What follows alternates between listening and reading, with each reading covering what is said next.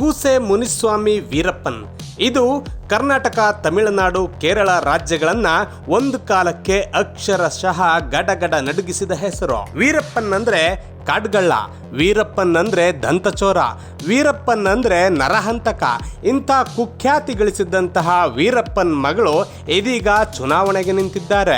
ವೀರಪ್ಪನ್ ಮಗಳು ವಿದ್ಯಾರಾಣಿಯನ್ನ ನೋಡಿದ್ರೆ ಮುಖಚರ್ಯೆಲ್ಲ ವೀರಪ್ಪನ್ ತರನೇ ಕಾಣಿಸಿದ್ರು ಕೂಡ ವೀರಪ್ಪನ್ ಅವರ ಆಲೋಚನೆಗೂ ವಿದ್ಯಾರಾಣಿಯವರ ಆಲೋಚನೆಗೂ ಸಾಕಷ್ಟು ವ್ಯತ್ಯಾಸ ಇದೆ. ಅಂದ ಹಾಗೆ ವೀರಪ್ಪನ್ ದಂತಚೋರನಾಗಿದ್ರು. ವೀರಪ್ಪನ್ನ ಹಿಂದೆ 2 ರಾಜ್ಯಗಳ ಪೊಲೀಸ್ ಪಡೆಗಳು ಬಿದ್ದಿದ್ರು ಕೂಡ ವೀರಪ್ಪನ್ನ ಇಬ್ಬರು ಹೆಣ್ಣು ಮಕ್ಕಳು ಮಾತ್ರ ಸೇಫ್ ಆಗಿ ಬೆಳೆದಿದ್ದಾರೆ.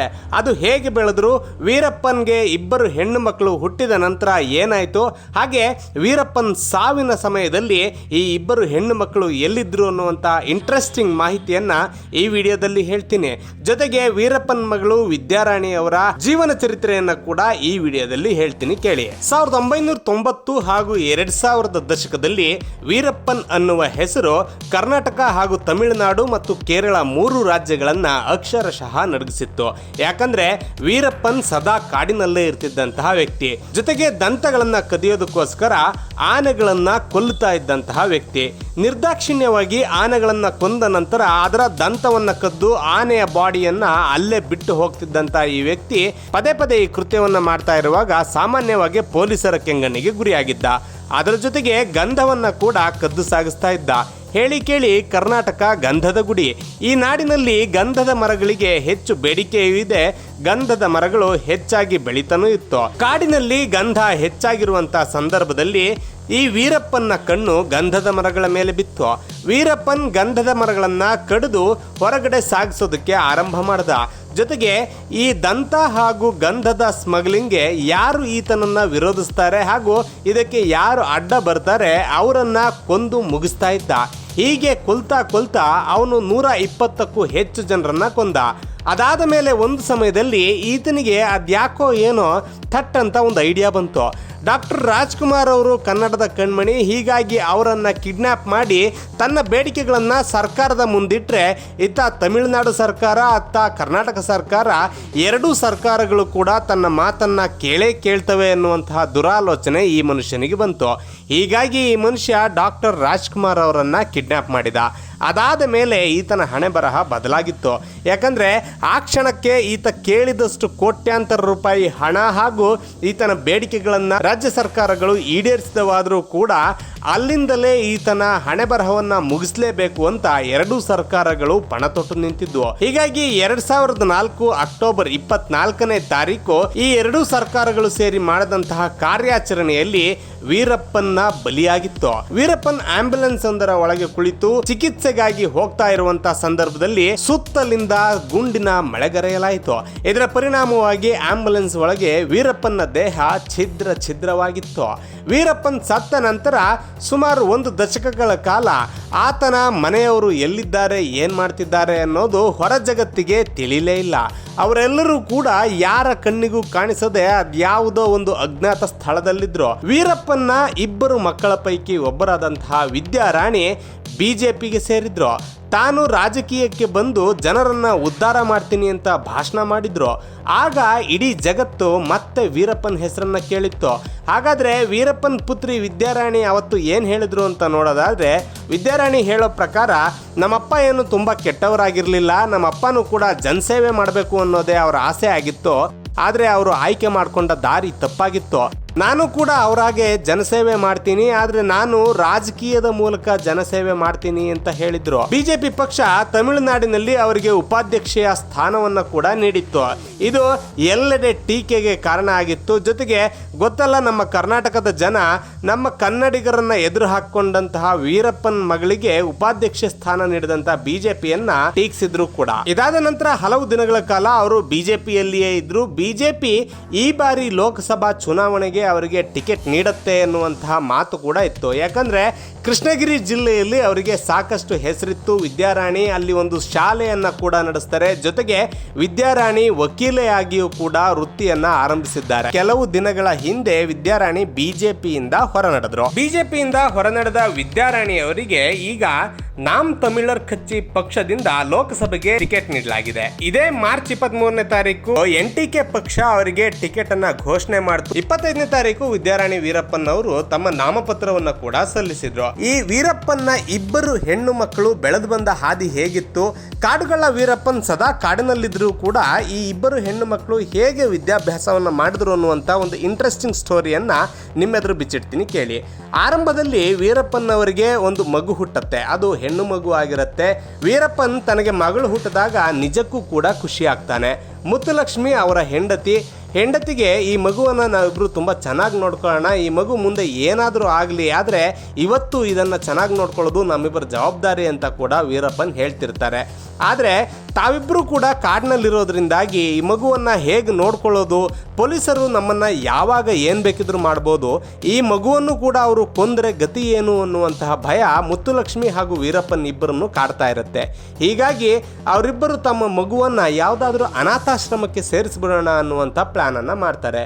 ಆದರೆ ಮುತ್ತುಲಕ್ಷ್ಮಿಯ ಜೊತೆ ಇದ್ದಂತಹ ಇನ್ನೊಂದು ಹುಡುಗಿ ಅವರಿಗೆ ಒಂದು ಅಪಾಯದ ಬಗ್ಗೆ ಎಚ್ಚರಿಕೆಯನ್ನು ಕೂಡ ಕೊಡ್ತಾಳೆ. ಆ ಕಾಲಕ್ಕೆ ಅನಾಥಾಶ್ರಮಗಳು ಹಣ ಪಡ್ಕೊಂಡು ವಿದೇಶಿಗರಿಗೆ ಮಕ್ಕಳನ್ನ ಕೊಡ್ತಿದ್ರು ಅನ್ನುವಂಥ ವದಂತಿಯು ಕೂಡ ಇತ್ತು. ಹೀಗಾಗಿ ಆ ಹೆಣ್ಣು ಮಗಳು ವೀರಪ್ಪನ್ಗೆ ಅದರ ಬಗ್ಗೆ ಹೇಳ್ತಾಳೆ. ಆ ಮಗುವಿಗೆ ಒಂದು ಹೆಸರನ್ನ ಕೂಡ ಇಡ್ತಾರೆ. ಆ ಹೆಸರು ವಿಜಯಲಕ್ಷ್ಮಿ ಅಂತ.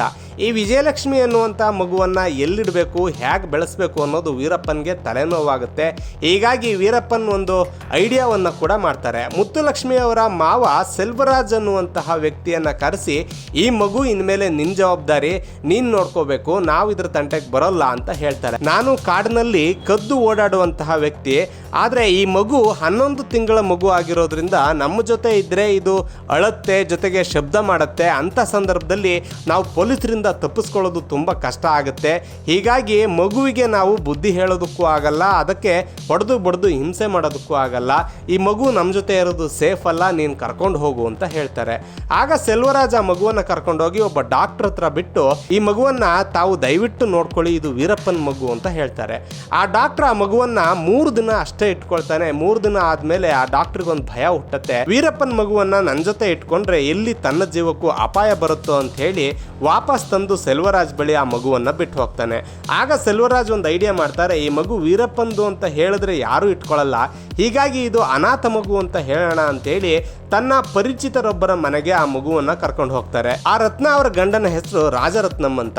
ಅವರಿಬ್ಬರು ದಂಪತಿಗಳ ಮನೆಗೆ ಈ ಮಗುವನ್ನ ಕರ್ಕೊಂಡು ಹೋಗಿ ಕೊಟ್ಟು, ಇದೊಂದು ಅನಾಥ ಮಗು, ಅಪಘಾತದಲ್ಲಿ ಇದರ ತಂದೆ ತಾಯಿ ಇಬ್ಬರು ತೀರೋಗಿದ್ದಾರೆ, ಹೀಗಾಗಿ ಈ ಮಗುವಿಗೆ ಯಾರೂ ಇಲ್ಲ, ದಯವಿಟ್ಟು ನೀವು ಈ ಮಗುವನ್ನ ಒಂದು 2-3 ದಿನ ನೋಡ್ಕೊಳ್ಳಿ, ಅಷ್ಟರಲ್ಲಿ ನಾನು ಒಂದು ಅನಾಥಾಶ್ರಮವನ್ನು ಹುಡುಕಿ ಈ ಮಗುವನ್ನ ಕರ್ಕೊಂಡೋಗಿ ಅಲ್ಲಿಗೆ ಸೇರಿಸ್ತೀನಿ ಅಂತ ಸೆಲ್ವರಾಜ್ ಹೇಳ್ತಾರೆ.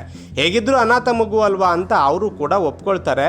ಆದರೆ 2-3 ದಿನದಲ್ಲಿ ಬರ್ತೀನಿ ಅಂತ ಹೇಳಿ ಹೋದ ಸೆಲ್ವರಾಜ್ ಅವರು ಸುಮಾರು 3-4 ತಿಂಗಳಾದರೂ ಕೂಡ ಬರಲ್ಲ. ಆ 3-4 ತಿಂಗಳಲ್ಲಿ ಈ ತಂದೆ ತಾಯಿಗೆ ಅಂದರೆ ರತ್ನ ಹಾಗೂ ರಾಜರತ್ನಂ ಇಬ್ಬರಿಗೂ ಕೂಡ ಆ ಮಗುವಿನ ಮೇಲೆ ಒಂದು ಒಲವು ಬೆಳೆದಿರುತ್ತೆ. ಈಗಾಗಲೇ ಅವರಿಗೊಬ್ಬ ಗಂಡು ಮಗ ಇರ್ತಾನೆ, ಆದರೆ ಅವರಿಗೆ ಹೆಣ್ಣು ಮಗುವಿನ ಮೇಲೆ ಅತಿ ಹೆಚ್ಚು ಆಸೆ ಇರುತ್ತೆ. ಹಾಗಾಗಿ ಅವರಿಬ್ಬರು ಕೂಡ ಈ ಮಗುವನ್ನು ನಾವೇ ನೋಡ್ಕೊಳ್ಳೋಣ ಅನ್ನುವಂಥ ತೀರ್ಮಾನಕ್ಕೆ ಬರ್ತಾರೆ. ಯಾವಾಗ ಸೆಲ್ವರಾಜ್ ಅವರು ಒಂದು ಅನಾಥಾಶ್ರಮವನ್ನು ಕೂಡ ಹುಡುಕಿ ಆ ಅನಾಥಾಶ್ರಮದಲ್ಲಿ ಸೇಫ್ ಅಂತ ಗ್ಯಾರಂಟಿ ಆದ ಮೇಲೆ ಅವರು ಹೋಗಿ ರಾಜರತ್ನಂ ಅವ್ರ ಬಳಿ ತಮ್ಮ ಮಗುವನ್ನು ವಾಪಸ್ ಕೊಡುವಂತೆ ಕೇಳ್ತಾರೆ. ಆಗ ರಾಜರತ್ನಂ ಅವರು, ಹೇಗಿದ್ರು ಇದು ಅನಾಥ ಮಗು ಅಂತ ಹೇಳಿದ್ಯಲ್ಲ, ಇದನ್ನು ನಾನೇ ನೋಡ್ಕೊಳ್ತೀನಿ, ನಮಗೂ ಹೆಣ್ಣು ಮಗಳಿಲ್ಲ, ಈ ಮಗು ನಮ್ಮ ಹತ್ರನೇ ಇರಲಿ ಬಿಡು ಅಂತ ಹೇಳ್ತಾರೆ. ಆಗ ಸೆಲ್ವರಾಜ್ ಅವ್ರಿಗೆ ಇನ್ನೂ ಖುಷಿ ಆಗುತ್ತೆ. ಯಾಕಂದರೆ ರೋಗಿ ಬಯಸಿದ್ದು ಹಾಲು ಅನ್ನ, ವೈದ್ಯ ಹೇಳಿದ್ದು ಹಾಲು ಅನ್ನ ಅನ್ನುವಂತೆ ಅವನು ಕೂಡ ಆ ಮಗು ಇಲ್ಲೇ ಬೆಳೀಲಿ ಅನ್ನುವಂಥ ತೀರ್ಮಾನವನ್ನು ಮಾಡಿ ಅಲ್ಲೇ ಬಿಟ್ಟು ಹೋಗ್ತಾನೆ. ಹೀಗೆ ಒಂದು ಹೆಣ್ಣು ಮಗು ಸೆಲ್ವರಾಜ್ ಅವರ ಕೃಪೆಯಿಂದಾಗಿ ಆ ರಾಜರತ್ನಂ ಅವರ ಮನೆಯಲ್ಲಿ ಬೆಳೆಯೋದಕ್ಕೆ ಆರಂಭ ಆಗುತ್ತೆ. ಸುಮಾರು 10 ವರ್ಷ ಆ ಮಗು ಅಲ್ಲೇ ಬೆಳೆಯುತ್ತೆ. 10 ವರ್ಷದ ನಂತರ ಆ ಮಗುವಿಗೆ ಗೊತ್ತಾಗುತ್ತೆ, ನಾನು ರಾಜರತ್ನಂ ಅವರ ಮಗಳಲ್ಲ, ನಾನು ಕಾಡುಗಳ ವೀರಪ್ಪನ್ ಅವರ ಮಗಳು ಅಂತ. ಆ ಮಗು ಮುಂದೆ ನಾನು IAS ಓದ್ತೀನಿ ಅಂತ ತೀರ್ಮಾನ ಮಾಡುತ್ತೆ. ಅದಾದ ಮೇಲೆ ಆ ಮಗು IAS ಅನ್ನು ಓದೋದಕ್ಕೆ ಆರಂಭಿಸುತ್ತೆ. ಕೊನೆಗೆ ಅದು ತಮಿಳುನಾಡಿನ ಚಿತ್ರರಂಗಕ್ಕೂ ಕೂಡ ಕಾಲಿಟ್ಟು ಚಿತ್ರರಂಗದಲ್ಲೂ ಹೆಸರು ಮಾಡುತ್ತೆ. ಜೊತೆಗೆ ತನ್ನ ಯೂಟ್ಯೂಬ್ ಚಾನಲ್ನ ಮೂಲಕವಾಗಿ ತಾನು ಹೇಗೆ ಬೆಳೆದೆ, ತನ್ನ ತಂದೆ ಗತಿ ಏನಾಗಿತ್ತು, ತನ್ನ ತಂದೆ ಹೇಗಿದ್ರು ಅನ್ನುವಂಥ ಹಲವು ವಿಚಾರಗಳನ್ನು ಜನರ ಜೊತೆ ಹಂಚಿಕೊಳ್ಳುತ್ತೆ. ಆ ಮಗುವಿನ ಹೆಸರು ವಿಜಯಲಕ್ಷ್ಮಿ. ಇನ್ನೊಂದು ಎರಡನೇ ಮಗು ಸಹ ಇರುತ್ತೆ. ಆ ಎರಡನೇ ಮಗುವನ್ನು ವಿದ್ಯಾವಂತ ದಂಪತಿಗಳ ಹತ್ರ ಬಿಡಲಾಗುತ್ತೆ. ಆ ವಿದ್ಯಾವಂತ ದಂಪತಿಗಳು ಆ ಮಗುವನ್ನು ಬೆಳೆಸ್ತಾರೆ. ಆ ಮಗುವಿನ ಹೆಸರು ವಿದ್ಯಾರಾಣಿ. ಈ ವಿದ್ಯಾರಾಣಿ ವಿದ್ಯಾವಂತೆಯೂ ಕೂಡ ಆಗ್ತಾರೆ. ಜೊತೆಗೆ ಆ ವಿದ್ಯಾವಂತ ದಂಪತಿಗಳಿದ್ರಲ್ಲ, ಅವರು ಆ ಮಗುವನ್ನ LLB ಅನ್ನ ಕೂಡ ಓದಿಸ್ತಾರೆ. ಹಲವಾರು ಜನರು ಆ ಮಗುವಿಗೆ ನೆರವನ್ನು ನೀಡ್ತಾರೆ. ಇದೆಲ್ಲದರ ನೆರವಿನಿಂದಾಗಿ ಆ ಮಗು ಕೊನೆಗೆ ವಕೀಲೆಯಾಗಿಯೂ ಕೂಡ ಪದಾರ್ಪಣೆಯನ್ನ ಮಾಡುತ್ತೆ. ಅಂದ್ರೆ ಸಾರ್ವಜನಿಕ ಜೀವನಕ್ಕೆ ಪದಾರ್ಪಣೆಯನ್ನ ಮಾಡುತ್ತೆ. ವಕೀಲ ವೃತ್ತಿಯ ಜೊತೆಗೆ ಆ ಮಗು ಒಂದು ಶಾಲೆಯನ್ನ ಆರಂಭಿಸುತ್ತೆ. ಅಂದ್ರೆ ವಿದ್ಯಾರಾಣಿಯವರು ಒಂದು ಶಾಲೆಯನ್ನ ಕೂಡ ಆರಂಭಿಸ್ತಾರೆ. ಆ ಶಾಲೆಯಲ್ಲಿ ಇವತ್ತಿಗೂ ನೂರಾರು ಮಕ್ಕಳು ಓದ್ತಾ ಇದ್ದಾರೆ. ಈಗ ವಿದ್ಯಾರಾಣಿಯವರು ಕೃಷ್ಣಗಿರಿ ಜಿಲ್ಲೆಯಲ್ಲಿ ಸಾಕಷ್ಟು ದೊಡ್ಡ ಹೆಸರನ್ನ ಕೂಡ ಮಾಡಿದ್ದಾರೆ. ಇವರು ವೀರಪ್ಪನ ಎರಡನೇ ಮಗಳು. ಈ ಎರಡನೇ ಮಗಳು ಈಗ ರಾಜಕೀಯ ಜೀವನಕ್ಕೆ ಕಾಲಿಟ್ಟು ಇಷ್ಟು ದಿನ BJPಯಲ್ಲಿದ್ದರು. ಈಗ ನಾಮ್ ತಮಿಳರ್ ಕಚ್ಚಿ ಎನ್ನುವಂಥ ಪಕ್ಷ ಅವರಿಗೆ ಕೃಷ್ಣಗಿರಿ ಲೋಕಸಭಾ ಕ್ಷೇತ್ರದಲ್ಲಿ ಟಿಕೆಟ್ ಅನ್ನು ಕೊಟ್ಟು ಕಣಕ್ಕಿಳಿಸಿದೆ. ಈ ವಿದ್ಯಾರಾಣಿಯವರು ಚೆನ್ನಾಗಿ ಮಾತನ್ನು ಕೂಡ ಆಡ್ತಾರೆ. ಇವರು ಈಗ ಪ್ರಚಾರದಲ್ಲಿ ತೊಡಗಿದ್ದಾರೆ. ಇಲ್ಲಿ ಅತ್ಯಂತ ಆಕರ್ಷಕವಾದಂತಹ ಮತ್ತೊಂದು ವಿಷಯ ಏನಂದರೆ, ಈ ವಿದ್ಯಾರಾಣಿಯವರು ಪ್ರಚಾರಕ್ಕೆ ಹೋಗುವಂಥ ಸಂದರ್ಭದಲ್ಲಿ ತಮ್ಮ ವಾಹನದ ಮುಂದೆ ವೀರಪ್ಪನವರ ದೊಡ್ಡ ಫೋಟೋವನ್ನು ಹಾಕ್ಕೊಂಡು ಹೋಗ್ತಾರೆ. ಈ ವೀರಪ್ಪನವರನ್ನು ತಮಿಳುನಾಡಿನಲ್ಲಿ ಈಗ ಹೀರೋ ಅನ್ನುವ ರೀತಿ ಬಿಂಬಿಸಲಿಕ್ಕೆ ಆರಂಭಿಸಲಾಗಿದೆ. ಆದರೆ ಕರ್ನಾಟಕದ ಜನ ಮಾತ್ರ ಇವರನ್ನು ಹೀರೋ ಅಂತ ಯಾವತ್ತೂ ಒಪ್ಕೊಳ್ಳಲ್ಲ. ವೀರಪ್ಪನ್ ಯಾವತ್ತಿಗೂ ಕರ್ನಾಟಕದ ಪಾಲಿಗೆ ವಿಲನ್ನೇ ಅನ್ನೋದು ಕಟು ಸತ್ಯ. ಆದರೂ ಕೂಡ ಈ ವಿದ್ಯಾರಾಣಿ ಈ ಬಾರಿ ಚುನಾವಣೆಯಲ್ಲಿ ಗೆಲ್ತಾರ? ವಿದ್ಯಾರಾಣಿಯವರು ಗೆದ್ದರೆ ಏನೇನು ಕೆಲಸ ಮಾಡ್ತಾರೆ, ಜೊತೆಗೆ ಅವರ ಮುಂದಿನ ಭವಿಷ್ಯ ಹೇಗಿರುತ್ತೆ ಅನ್ನೋದನ್ನ ಕಾದು ನೋಡಬೇಕಿದೆ. ತಂದೆ ಕಾಡುಗಳ ಆದರೂ ಕೂಡ ಮಗಳು ಒಳ್ಳೆ ದಾರಿಯಲ್ಲಿ ಬದುಕಬಾರದು ಅಂತ ಏನಿಲ್ಲ. ಹಾಗಾಗಿ ಇಬ್ಬರು ಮಕ್ಕಳು ಒಳ್ಳೆಯ ದಾರಿಯಲ್ಲಿ ಬದುಕಲಿ, ಸಮಾಜಕ್ಕೆ ಒಳ್ಳೆಯ ಸಂದೇಶವನ್ನ ಸಾರಲಿ ಅನ್ನೋದು ನಮ್ಮ ಆಶಯ. ಇದ್ರ ಬಗ್ಗೆ ನಿಮ್ಮ ಅಭಿಪ್ರಾಯ ಏನು ಅನ್ನೋದನ್ನ ಕಮೆಂಟ್ ಮಾಡಿ ತಿಳಿಸಿ. ಒಂದು ಕಡೆ ವೀರಪ್ಪನವ್ರ ಬಗ್ಗೆ ನಿಮ್ಮ ಅಭಿಪ್ರಾಯವನ್ನು ತಿಳಿಸಿದ್ರೂ ಕೂಡ ಈ ಇಬ್ಬರು ಹೆಣ್ಣು ಮಕ್ಕಳ ಬಗ್ಗೆ ಅಭಿಪ್ರಾಯವನ್ನು ತಿಳಿಸುವಾಗ ನಿಮ್ಮ ಭಾಷೆ ಸುಸಂಸ್ಕೃತವಾಗಿರಲಿ ಅನ್ನೋದು ನಮ್ಮ ಬೇಡಿಕೆ. ನಮಸ್ಕಾರ.